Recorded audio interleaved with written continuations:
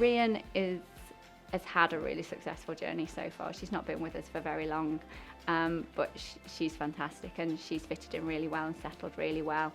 The most important thing for Rhian is the relationship between the school and myself and the teachers here and Mum, who is hugely supportive for her and to her, and we meet on a really regular basis to discuss what's going on for Rhian and making sure that she's happy in school and making sure she's successful in school.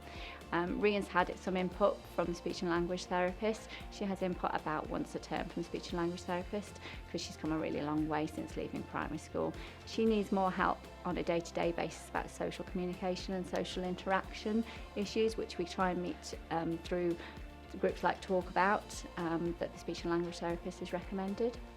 For me at Birchgrove, the specialist teaching facilities that we house here on behalf of the local authority are what I would regard as sector leading practice.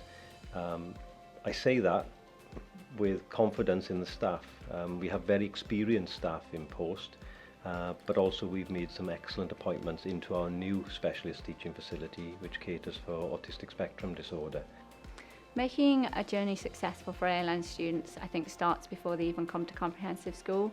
They have to, or we have to make sure that that transition, which is a hugely anxious time for parents as well as children, is successful.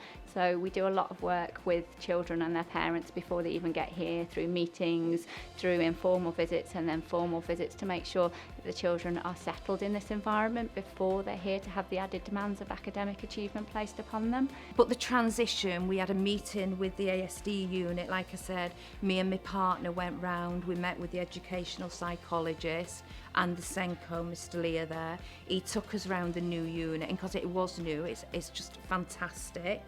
And transition did go smoothly. What they did when she was in Burleigh, they would take her from Burleigh, the Senko there would go over with her, so she had a chance to have a look round, because children on the spectrum need more time to go around new places because it's new light, smells, new noises, and that's what can get them frustrated, and that's when they have meltdowns because it's sensory overload.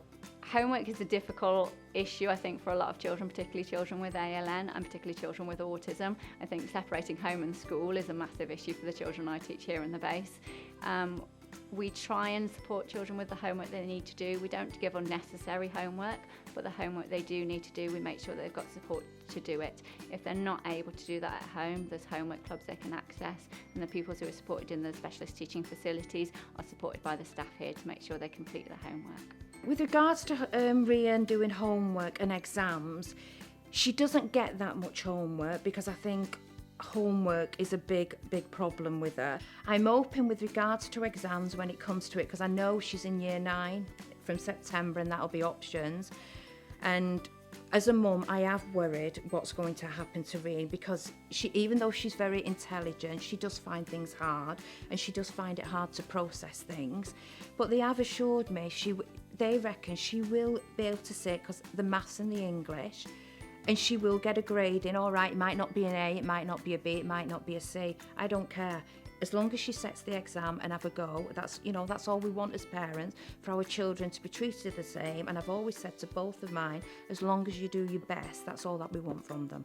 And what I must say, and which I'm so proud of her, and this is down to this school, any SATs that Rhian has had to sit before going into the ASD unit, she would never do it. She would go in there, or she would walk out, or they wouldn't even put her in.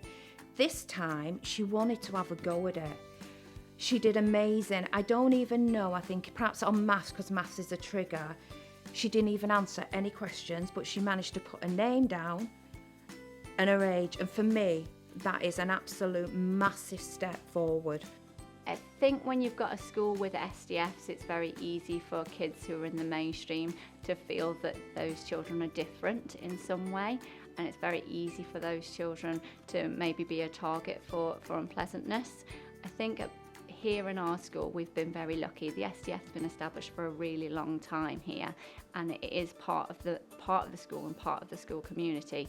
And by making sure that our children are out there and they're in assemblies and they're in forms and they're visible, it's fostered a really good ethos in the school and a really inclusive ethos in the school. And a lot of our pupils are very protective of our ALN students, and that helps. A student like Rhian really helps that, because she bridges the SDF that we're in currently. She interacts with our upstairs SDF pupils, and she's out in the mainstream a lot, and she's got really good friends in the mainstream who are also very protective of her. So I think pupils like Rhian do a lot to kind of encourage inclusiveness within the school and a lovely atmosphere. It's mutually beneficial. The mainstream pupils don't see it as an issue when the pupils join them from the specialist teaching facilities. In fact, the integration from the specialist teaching facilities has been so successful. Some of our pupils have increased the number of lessons they go into and have made really strong friendships. And I think when you have pupils with autistic spectrum disorder, developing strong, long-lasting relationships can be a challenge. And I think it's a credit to the pupils within the mainstream at Birchgrove that they've not only accepted but befriended pupils from our autistic spectrum disorder unit, but also from our moderate to severe learning difficulties unit, our SDF upstairs. I don't, like I say, we take one day as it comes because every day is different. But like I say, since she's gone to Birchgrove ASD, she's improved so much. Like I say, she's finding her own tools and strategies to put in place to help her.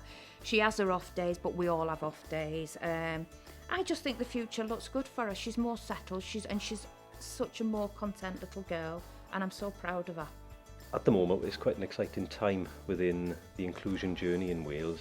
The Welsh Government has introduced the new ALN bill and the ALN Code of Conduct, and I feel the new legislation provides us in education with a wonderful opportunity really to shape the journey that our pupils with additional needs will have as they move forward.